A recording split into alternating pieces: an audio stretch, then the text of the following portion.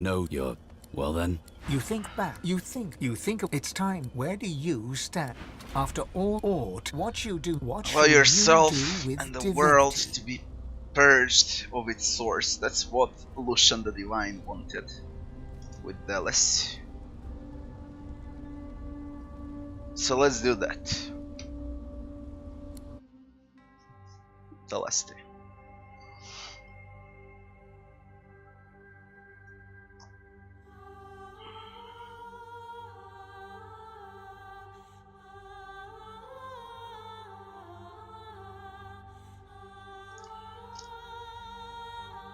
And so it ended.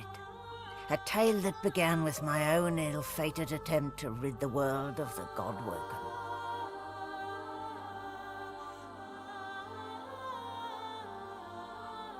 Dallas the Hammer, the secret eternal, purged the Godwoken and used the source to close the veil to the void.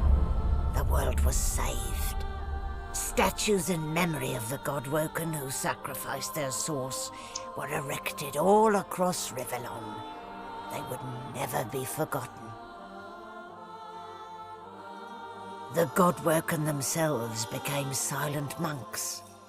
Dallas cared for their bodies, the empty vessels that had once carried their formidable souls, until they succumbed to the ravages of time.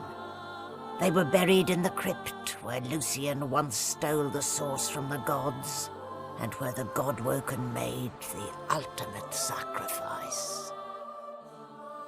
As for me, the Godwoken sacrifice severed the link that bound the Sworn to the God King, and I was finally free.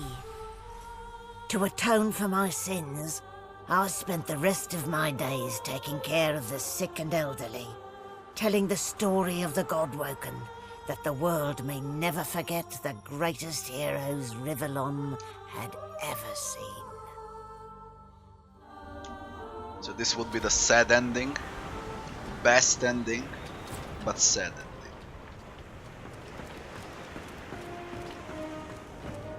And you keep lagging, you piece of shit. Now, if you are silent monks, how is this happening then? No more source, no more powers. Don't worry, darling. I know you have plenty of other reform my ways. Her eyes flick down to your mouth. Anyone had answer here, maybe? Are we silent monks? You are a very, very, very lucky person. If Malady hadn't restored us, I'd be a drooling monstrosity, but a vengeful... Melody is dead. Melody is fucking dead. This shouldn't happen now. Because she's dead.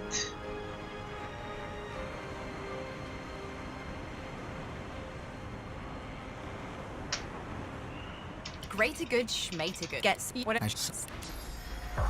Oh, God. Darling. Thanks for following. If just barely. Thank the gods or whomever for that. You think it's only story issues, it's writing issues, it's bugs, it's glitches, it's lags, it's optimization, it's bad items, bad balancing. Ah, the betrayer. And what's even worse, reviews all around the world give it 9 out of 10, 10 out of 10. It's not. Divinity Original Sin 1 is thrice better game than this one. In this state. Maybe it's gonna be good in a year, two as from if your now. presence is toxic. I suppose this is proof I've got really bad fun is taste in best. friends. After all, it was you.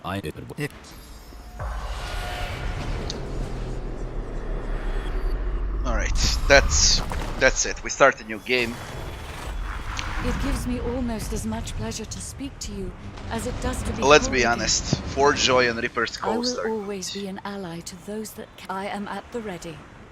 You look out. Nameless Isle is bad, Arcs is a disaster. At last, the world Ending was is a at joke. peace. That's what this game is. As the races united behind Lucian, Arx remained the center of power.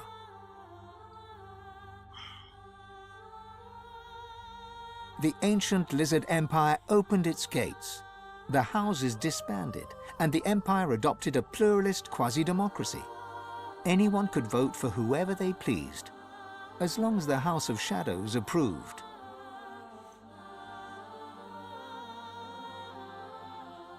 With their queen dead and the Voidwoken gone, the dwarves held the greatest party in the history of dwarfdom. A new king took the throne, the local brewer. 6 days later, he was stabbed to death with a mutton fork.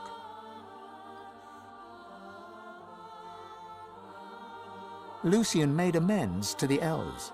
He gave them lands and vast riches from the coffers of the old divine order. But the elves never forgave him. They would not trust humans again.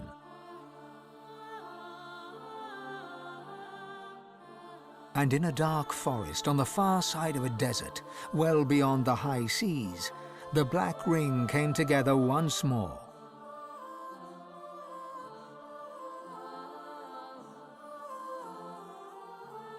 The island of Fort Joy, the old redoubt of the Source King Brachus Rex, was turned over to the people of Driftwood to use as they wished. They turned it into a holiday resort. Reaper's Coast prospered.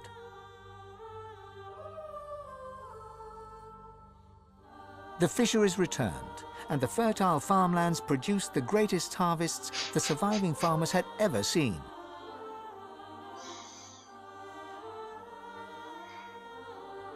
Blood Moon Island became particularly fecund, its soil producing the greatest crops. A particularly crimson-fleshed orange grown on the island became a delicacy across half the world.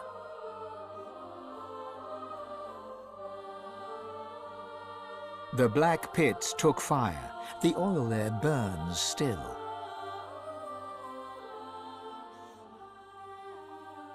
Driftwood became a centre of industry, trade and transport.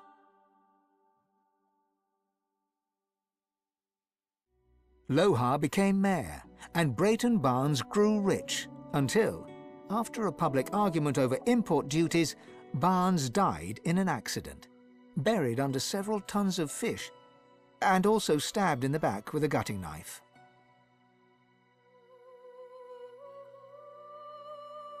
Lagan left his over-demanding wife and began a relationship with a local bard. In the spirit of loving generosity, he returned the ring to his now ex-wife. In a fit of rage, she threw it into the sea.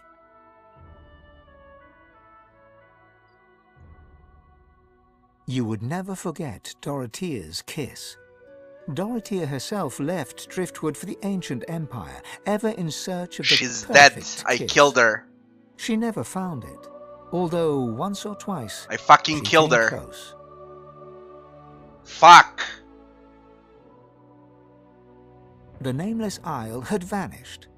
Although only open water remained, by instinct ships would steer clear. None of the captains could articulate why. Arx became a great metropolis, famed for its prosperity, its culture, its diversity, and the willingness of its denizens to stab each other in the back for the slightest advantage. Sir Gareth thanked the surviving Seekers for their service and gave them their freedom. Disillusioned with peace, he set out alone to find a new purpose. He would never stop seeking. Young Han went into the theatre and became one of the realm's most popular actors. Almira and Mihaly settled down on the farm.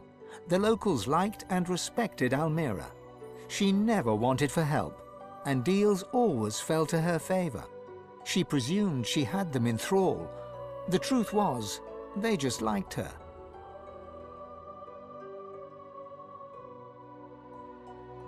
Having performed the greatest act of necromancy in history, Tarquin found the new world unchallenging. He became obsessed with rumors of another plane of existence. One day he vanished and was never seen again. 。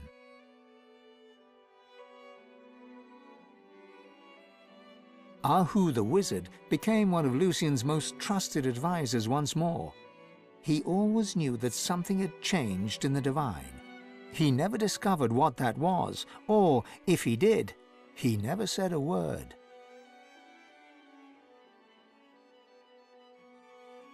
With Amadia silent, the priestess Gratiana left the swamps and re-entered the world. She founded an abbey in the Dragonspine Mountains, offering the last of the undead shelter from fortune hunters, novelty seekers, and ghouls.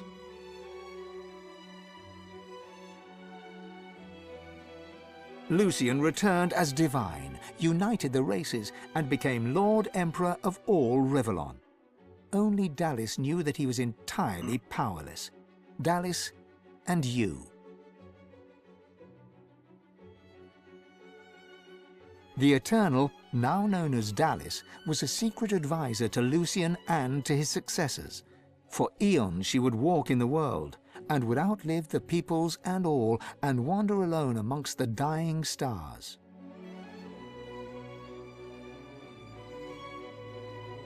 With a small band of elves, Ifan ben Mesd replanted the lost elven forests. After the first fresh shoots broke the earth, he disappeared, and was never seen again.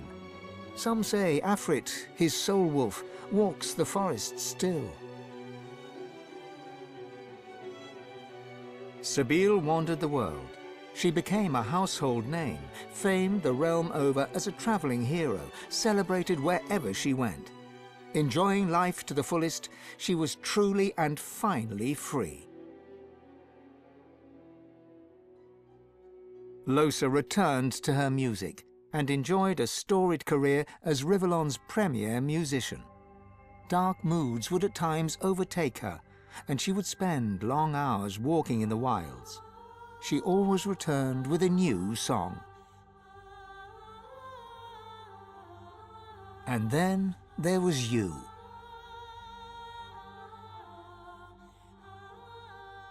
You returned to the world as one more kin among many. Your future was yours to decide. Did you accept your new status with humility, or did you rebel?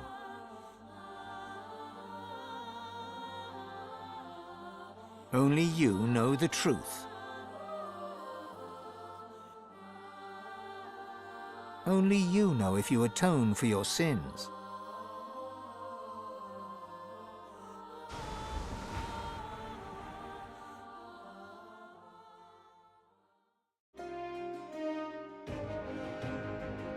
Alright, that's all 4 endings. And let's start with Tactician again. I was thinking about the party composition. It's gonna be fun as the main, Fane, Beast, and Sibyl.